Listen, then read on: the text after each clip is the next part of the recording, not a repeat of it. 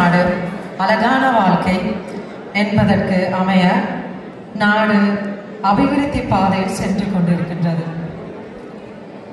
ஊழல், லஞ்சம், வீண் விரயம் ஒழிக்கப்பட்டு புதிய பொருளாதார திட்டங்களுடன் நாடு சரியான பாதையில் பயணித்துக் கொண்டிருப்பதை அண்மையில் வெளியான உலக வங்கி அறிக்கை சான்றளிக்கின்றது.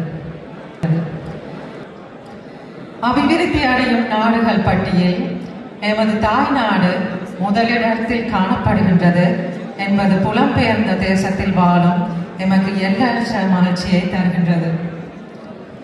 தோழர் அனுரகுமார திசாநாயக்க அவர்களின் அபிவிருத்தி இலக்குகளில் ஒன்றான டிஜிட்டல் மயமாக்கல் என்பது கொழும்பை மையப்படுத்தியதாக அல்லாமல் நாடு தழுவியதாக ஆரம்பிக்கப்பட்டுள்ளது. இது மிக முக்கியமான காலத்தின் தேவையாகும். நாம் வளமான நாடு, அழகான வாழ்க்கையை நோக்கி பயணித்துக் கொண்டிருக்கிறோம். எமக்கு நேரம் மிக முக்கியமானது. அதே போன்று வீண் விரயத்தை முறியடிக்க வேண்டும், ஊழலை ஒழிக்க வேண்டும். இவற்றுக்கு சிறந்த பதிலே இவ்டிஜிட்டல் திட்டமாகும் என்பதனை அடையாளப்படுத்துகின்றது.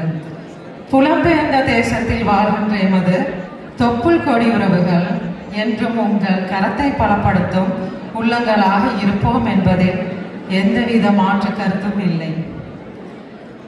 கல்வி மறுசீரமைப்பு இன்றைய நவீன வளர்ச்சியின் வேகத்தோடும் எம் நாட்டை இணைக்கும் கருவியாக இருக்கும் என்பதில் எவ்வித ஐயமும் இல்லை. படிப்படியாக எமது கல்வி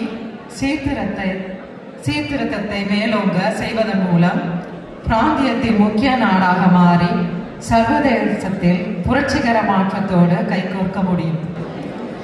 எமது நாட்டின் மலையக மக்கள் தொழிலாளர் வர்க்கத்தின் முக்கியஸ்தர்களாக ஐரோப்பிய நாடுகளால் பார்க்கப்படுகின்றது. அவர்கள் உற்பத்தியில் இங்கு உள்ள தேநீரின் விலையும் அங்குள்ள ஒரு பெண் தொழிலாளி சகோதரியின் ஊதியத்தை பார்க்கும்போது வியப்பாக உள்ளது. அதே போன்றுதான் அத்தேயிலை தோட்டங்களில் தொழில் புரியும் சகோதரர்களின் ஊதியமும் காணப்படுகின்றன. கடந்த 75 வருட காலமாக வாக்கு வழங்கும் வாக்காளர்களாகவும் தொழிற்சங்க அங்கத்தவர்களாக பார்க்கப்பட்ட இவர்களுக்கு மலையகம் என்ற அடையாளத்தை இவ்வரசாங்கம் வழங்கியுள்ளது. மலையக மக்கள் போராட்டத்திற்கு கிடைத்த வெகுமானமாகும். இதே போன்று இம்மக்களின் வாழ்வியல் மாற்றத்தை, குறிப்பாக காணியுரிமை, வீட்டுரிமை, சுகாதார உரிமை, தொழில் பாதுகாப்பு, உழைப்புக்கேற்ற ஊதியம் என்பவற்றிற்கு தோழர் அனுரகுமார திசாநாயக்க நேரடியாக தலையிட்டு செய்தி உரிமைகளை அம்மக்களுக்கு பெற்றுக்கொட முன்வருவார் என்ற நம்பிக்கை மத்தியில் உருவாகி வருகின்றது. 2வது ஆண்டு தொடக்கத்தில் நாம் இருக்கிறோம். இவ்வாண்டு இறுதிக்குள் மலையக மக்களின் கணிசமான பிரச்சனைகளுக்கு தோழர் அனுரகுமார திசாநாயக்கினால் தீர்வுகள் கிடைக்கும் என்ற நம்பிக்கை புலம்பெயர்ந்த தேசத்தில் உள்ள நாம் எதிர்பார்க்கிறோம். Thank you for your time, your attention, and most importantly, your willingness to be part of this journey. Let's move forward with confidence and purpose. I wish you all a pleasant afternoon, ladies and gentlemen. Nandri Vanakkam.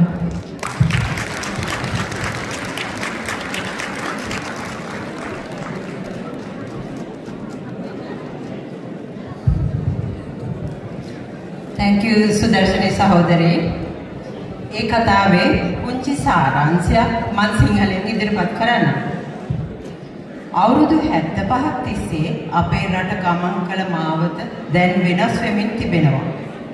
අද අපේ රට ආර්ථික, සමාජීය හා සංස්කෘතික වශයෙන් පරිවර්තනයක් වෙමින් පවතිනවා.